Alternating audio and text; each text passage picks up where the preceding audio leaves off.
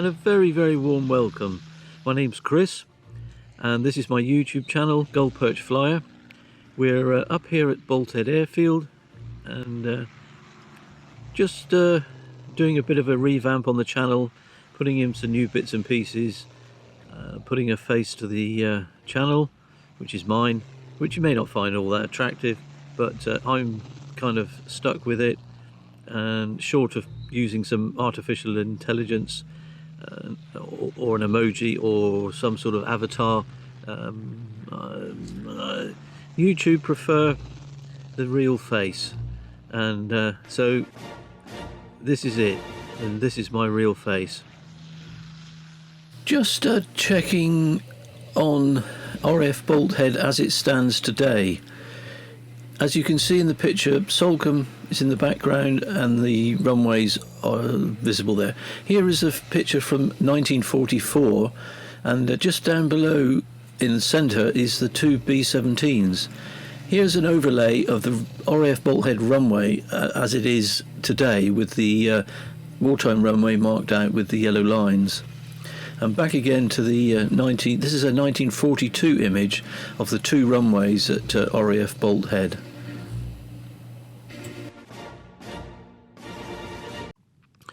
Being rather aged now and on the pensioner side, it's kind of what I'm stuck with. So I hope you stick around, because I can assure you the film footage that we explore and the things that we go and look at won't involve too much of my features within the film, but maybe you'll get used to it, I don't know. Here on the right hand side is a building that was used for chemical storage during the Second World War, and in fact it has been mistaken for some sort of a pillbox, but it is in actual fact just a protected building that allowed stores to be kept inside, relatively safe from any explosions or munitions that were flying around on the outside.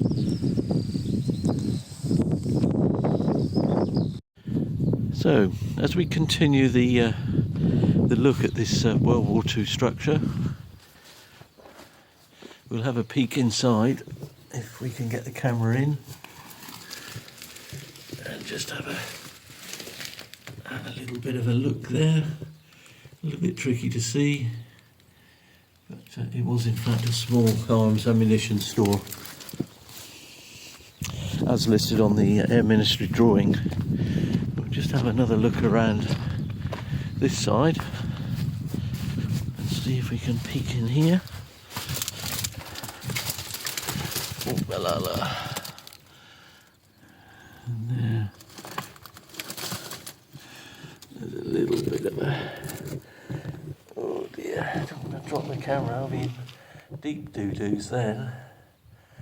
But this is the inside of the building, but I'm trying to be careful not to drop the camera, because that would be a bloody nightmare trying to get that out. I'm not quite sure. Looks like newer freeze blocks there, so it'd be interesting to get a little bit more feedback from somebody on what went on. I'll look into this a bit more. Hope you found that interesting. Oh Christ! But I'll give it a good try, and I hope you hope you subscribe, come along, and enjoy what we do. We're based up here at Bolt Head Airfield, which is a former RAF Bolt Head. RAF Bolt Head was active from 1941 until 1946. In 1941, the runways were constructed, and the first aircraft to operate from here were the Lysanders of 16th Squadron. The final aircraft to land here was a rather sad affair. It was a Wellington bomber that was on a navigational exercise, and it ran into trouble not too far from here, had an engine failure, And here is a photograph of a Wellington bomber of the type that force landed at RAF Bolt Head in 1946. And had to make a forced landing here. Unfortunately, the pilot didn't lock the landing gear down, and when the aircraft touched down, of course, it all squashed down and it made a terrible mess. But that was the last aircraft to land here at RAF Bolt Head. In between times, there was much activity, and there were many squadrons here based here from a few weeks to a few months. And my book, I detail over 40 different types of aircraft flew from here, and they even had Lancasters and B-17s.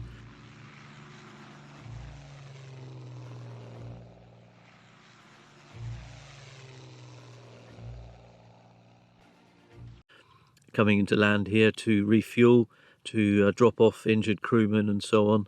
But the main drive was to take fighter aircraft from here, take off, fly over to northern France and attack various targets in occupied northern France. It's a Mark 12 Spitfire of 41 Squadron. This was taken at RAF Friston just before the aircraft landed at RAF Bolt Head. Now this involves everything from Westland whirlwinds to mosquitoes, bow fighters. The Hawker Typhoon was here on several occasions with 263 Squadron. 263 Squadron were here with the Westland whirlwind, and they were very active here for a few weeks. Their main base was at RAF Exeter. The Westland whirlwind seen here was from 263 Squadron, who were here in 1941 and 1942, flying from RAF Bolt Head. And then they came back in 1944 with Hawker Typhoons. In between times, there was a huge amount of activity here, as well as a full-on GCI ground control intercept radar station. There's a rather interesting example and a drawing of the GCI ground control intercept radar that was at Bolt Head, RAF Bolt Head, in its early days. Well, that's a little bit of a brief history of the airfield. Our light aircraft base now is here, and I'll take you inside the hangar in a sec so you can have a look around. And we use a grass strip which is around about 600 metres, which runs parallel to one of the wartime runways. A picture taken very recently of the runways at RAF Bolt Head. The runway is drawn out in yellow, and the grass runway that is used by the light aircraft now is just... that was actually, the runways were grass, and then they laid coconut matting on the top, and then Summerfield tracking on top of that. It was called, it was an advanced landing ground, but it became quite a significant aerodrome from 1941 till 1946. So let's go and have a quick look in the hangar, and I'll show you the aircraft that I use to film. I've got over 200 films on my channel, and the films range from local history to all the aircraft that were incidents that took place here during the Second World War as well. So come along with me, and we'll have a look at the inside of the hangar and just have a quick look, and I'll show you what the aircraft in there are. Local interest, and I've got several mounting points for the cameras. One over here on the wing strut. There's another one over there on the wingtip, and then inside there's another camera mount, which is quite handy to film. I'll do this one-handed. This is another camera mount just there. This is the inside of the aircraft.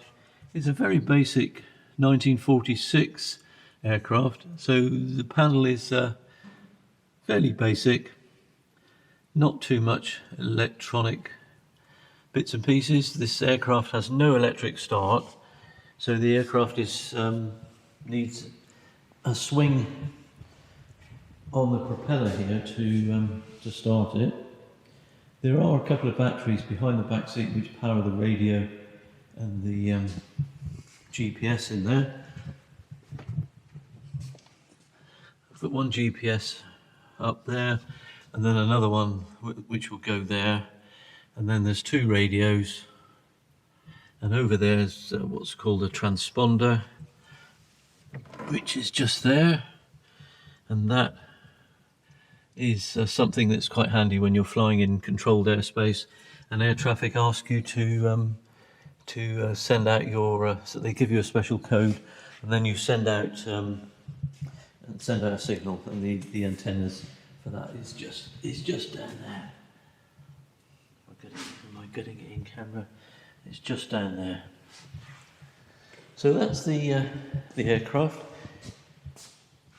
It's as I said, it's 1946. It's got a 65 horsepower Continental engine, and if I had more pairs of hands, I'd be able to. Maybe I can give you a quick look, like dropping everything. Oh my Lord.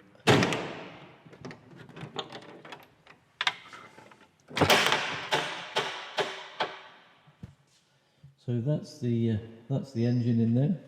A fairly basic engine. But it does the job. And this aircraft has got an aluminium monocoque shell body. With the wings are actually fabric covered, and the main spar and ribs are aluminium. This is quite an early 1946 8A, Luscombe 8A. So there we are. There's a quick tour of the hangar. A quick look around at some of the other aircraft here. We've got quite a variety, and there's a 1943 Piper Cub over there, and a few other.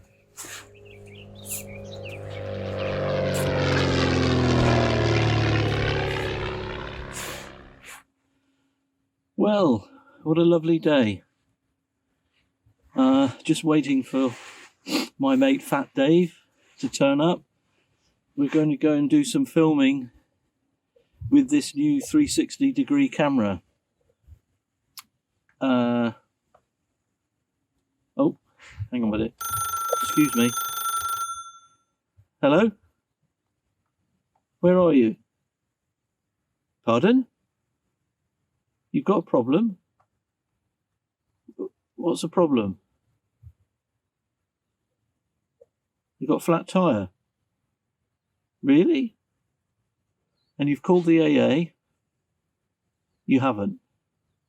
Well, I think you should call the AA and get them out. You've got a spare that you're going to try and fit? That's not a good idea, Dave. You know what you're like with nuts and bolts. You're not good with nuts and bolts. I should call the AA. So how long do you think you'll be? No idea. Well, I think I'll go on without you, shall I? Oh, okay. The AA man's arriving, is he? Okay, good move. Yep, okay. Okay. Yeah, well, I'll go on. I'll get going. I'll go and do some filming. Okay, take care. All the best, Dave. Cheers.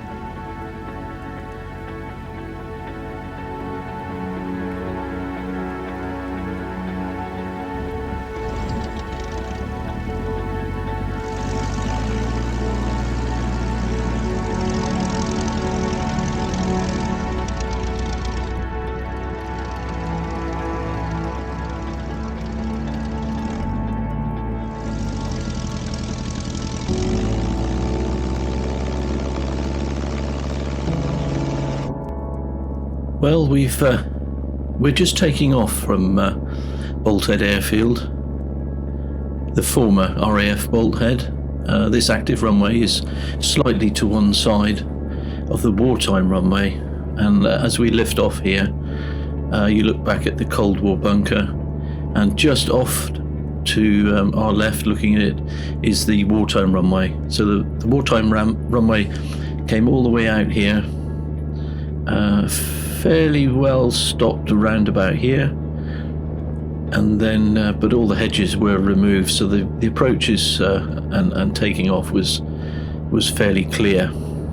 Now as we come out over Bolt Head, over Beck's down there to the right, we're suddenly confronted by this strange beam of light which comes across the Salcombe bar and goes ahead of the aircraft as far as, well, we go on to Luscombe Common here just over the side, and this beam of light is still in front of the aircraft. Well, I truly hope you enjoyed a brief introduction to Gull Perch Flyer and my YouTube channel. Just hopefully gave you a bit of a flavour of what the channel's all about. It really focuses on local historical facts from around South Devon. Done a lot of work on what went on at RAF Bolt Head, RAF Hope Cove, the radar station, but also there's lots of history, particularly of aircraft taking off from here during the wartime. Lots of interesting stories I've made films about, but we also take a look at the countryside all around South Devon and try and pick up on interesting historical facts. The railway line from Kingswood to South Brent is one of those. Well worth a look. So anyway, take the greatest of care.